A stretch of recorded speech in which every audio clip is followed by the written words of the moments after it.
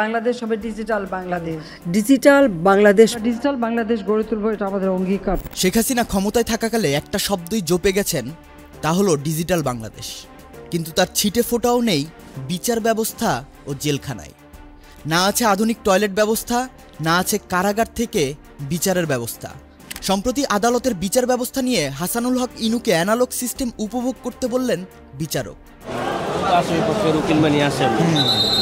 গত বছরের ২৬শে আগস্ট হাসানুল হক ইনুকে উত্তরা থেকে গ্রেপ্তার করে পুলিশ।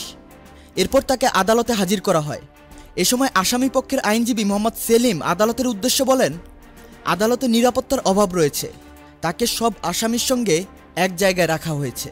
তাছাড়া হাজতখানায় উন্নত টয়লেটের ব্যবস্থা নেই, এগুলো উন্নত করা প্রয়োজন। তখন বিচারক ইনুর উদ্দেশ্যে বলেন, আমরা এখনও অ্যানালগ সিস্টেমে আছি, আপনারা ক্ষমতায় থেকেও ডিজিটাল সিস্টেম করে যাননি। এটা করলে আপনাদের আদালতে আসা লাগতো না, কারাগারে রেখে বিচার করতে পারতাম। তখন ইনু বলেন, আদালতে জেল ফাঁসি যাই দেন সমস্যা নেই, কিন্তু দুদক বিভ্রান্তিকর তথ্য দিয়ে বিচারের আগেই মিডিয়া ট্রায়াল করছে, এর থেকে পরিত্রাণ চাই। বিচারক বলেন, অভিযোগ আসলে মিডিয়া তা প্রকাশ করবেই। পরে আদালত এ মামলায় তাকে গ্রেফতার দেখিয়ে কারাগারে পাঠানোর আদেশ দেন। গত ১৬ মার্চ দুদক বাদী হয়ে মামলা করেন হাসানুল হক ইনুর বিরুদ্ধে।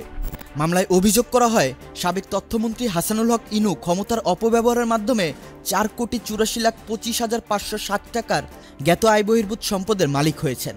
তার 4টি ব্যাংক হিসাবে ১১,৮৮,১৬,০১৯ টাকার সন্দেহজনক লেনদেন হয়েছে।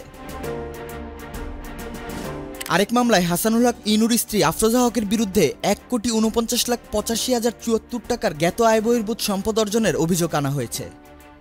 হাসানুল হক ইনুর উপার্জিত অর্থ দিয়ে তার স্ত্রী সম্পদশালী হয়েছেন।